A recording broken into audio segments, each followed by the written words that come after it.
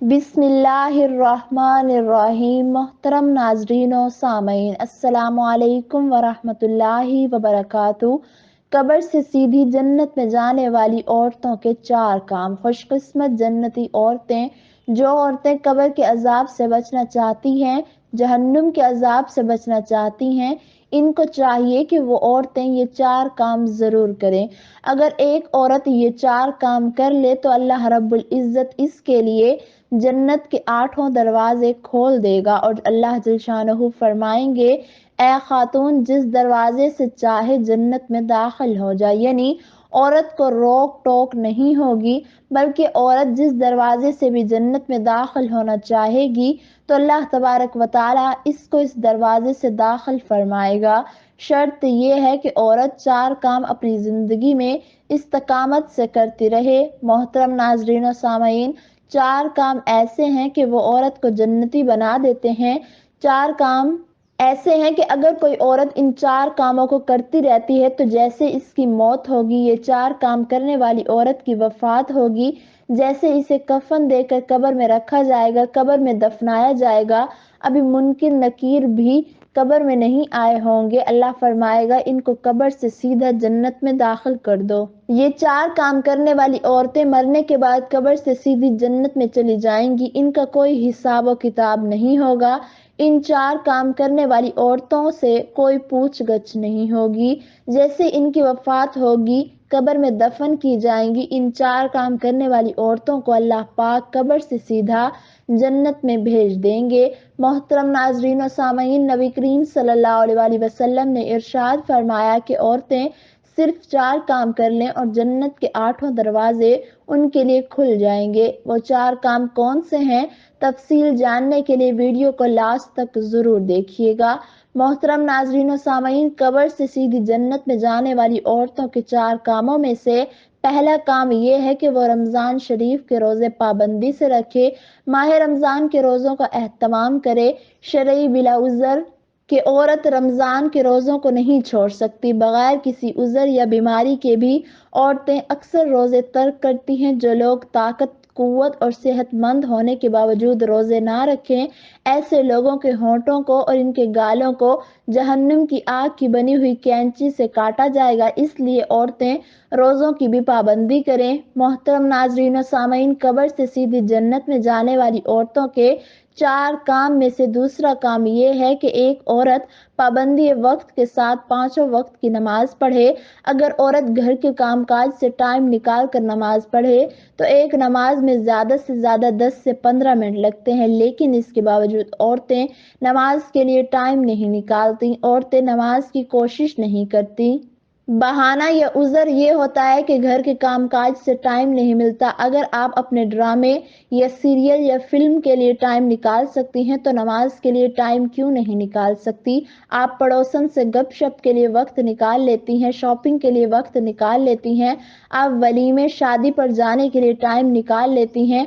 आप सिर्फ रब्बुल इज्जत के लिए वक्त नहीं निकाल सकती। किसी औरत को कामों का उज़र है तो किसी को बच्चों का उज़र है। अगर दुनिया में जितने मर्जी बहाने कर ले, मगर अल्लाह रब्बुल इज्जत के सामने ये उज़र या बहाने नहीं चलेंगे। जब बेनमाजी औरत को मरने के बाद दफन कर दिया जाता है और मट्टी डालकर लोग वापस पलट रहे होते हैं कि बेनमाजी की कब्र को जहन्नुम की आग से भर दिया जाएगा, इसकी कब्र को जहन्नुम का गड्ढा बना दिया जाएगा। अगर इंसान का हाथ जल जाए तो कितनी तकलीफ महसूस करता है, और जब जहन्नुम की आग से कब्र को भर दिया जाए तो इस वक्त क्या हाल होगा।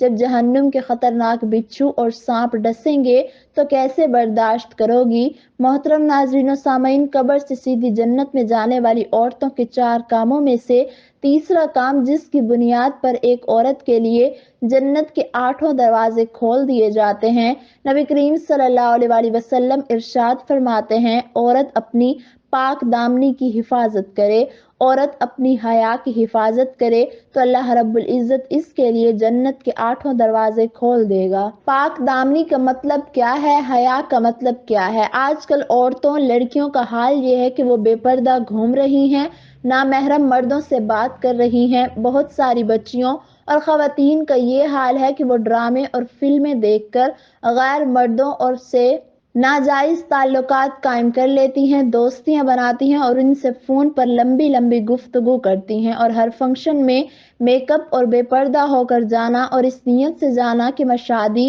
वलीमे में जाऊंगी तो लोग मुझे देखेंगे और मेरे हुस्न की तारीफ करेंगे।